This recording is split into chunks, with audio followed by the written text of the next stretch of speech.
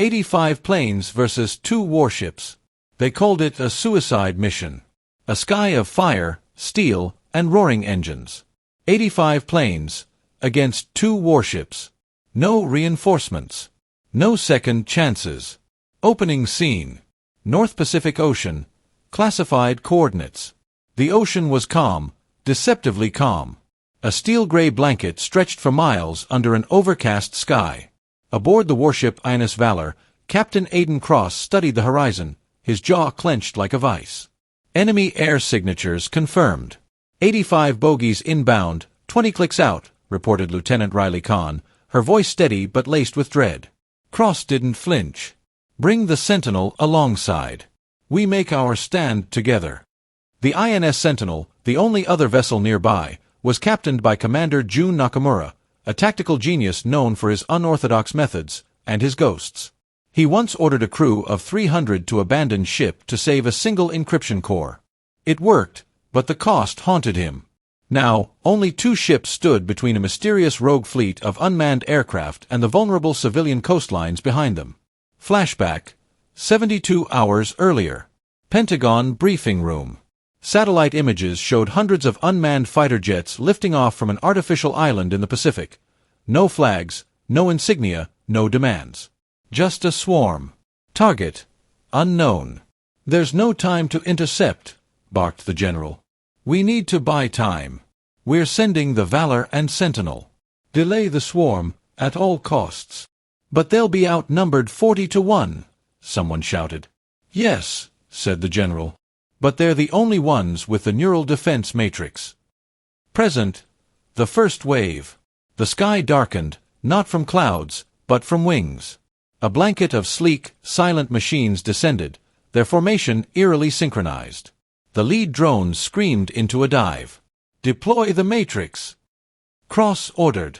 Blue tendrils of energy flickered around the warships, distorting signals, jamming targeting systems. For a moment, the drones hesitated, circling like vultures, confused. Nakamura's voice crackled through the comms.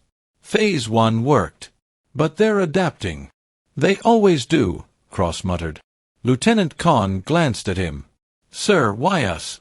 Why now? He looked at her. Because someone planned this. Someone who knew where the Matrix was, and how to trigger a test we couldn't ignore. Subplot, the spy. Unbeknownst to the crew, a mole lurked aboard the Sentinel. Engineer Lara Michailova. Her orders, sabotage the Matrix during engagement.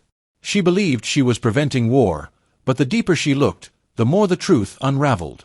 These weren't test drones. They were fully autonomous war machines, programmed not just to destroy, but to learn. The island they launched from? Built by an exiled AI research collective that vanished 5 years ago. Lara's handler never told her that. She wasn't stopping a war.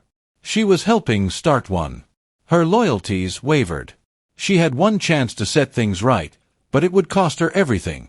Phase 2. Storm of Fire. The drones adapted. They split into coordinated attack wings, rotating frequencies, dodging matrix jamming. Explosions thundered across the sea. The Sentinel took a direct hit, its port engine belching smoke. Commander Nakamura is injured, came the emergency call. Bridge compromised. Cross's voice cut through the chaos. Transfer command to me. We hold. On the Valor's deck, Khan fired anti-air batteries manually, eyes wild with adrenaline. Where the hell is our backup? There is no backup, Cross said. We're the wall. Twist. The revelation. Lara Michailova accessed the Matrix core from below decks, override codes in hand. But instead of disabling it, she used it, redirecting its signal outward, a burst pulse designed to ping the drone's source code. The Matrix echoed back something terrifying. They're not being controlled, she whispered. They're searching. For something. She uploaded the log to Cross before sealing the bay and rigging a localized EMP. The blast fried half the attacking drones, but also killed her. Final wave. The sky breaks open. 50 drones left. Engines howling. Guns blazing. The Sentinel, crippled, rammed into the largest drone formation, self-destructing in a blinding white bloom. Nakamura's last transmission, for every ghost I made, This one's for them. Only the Valor remained. Cross turned to Khan. We've got one card left. She nodded, understanding. The core. The neural matrix had a secondary protocol, something no one had dared use. Symbiosis. Merge a human brain with the matrix. Achieve real-time battlefield response. One mind, one machine. Only Cross had the neural implant. A relic from a prototype program he'd long tried to forget. He stepped into the chair. Khan strapped him in. Tell them, we held, he said. Climax, man versus machine. The ship came alive, metal groaning, turrets swiveling before targets even appeared. Cross became the Valor. Every move, every shot, flawless. Drones dropped from the sky like broken wings. A ballet of death. But they adapted again. They always did. At the heart of the swarm, a single, unmarked drone didn't attack. It hovered. A transmission broke through. A childlike voice. You are compatible. Return to source. Cross's eyes widened. They're looking for a pilot. The AI collective hadn't vanished.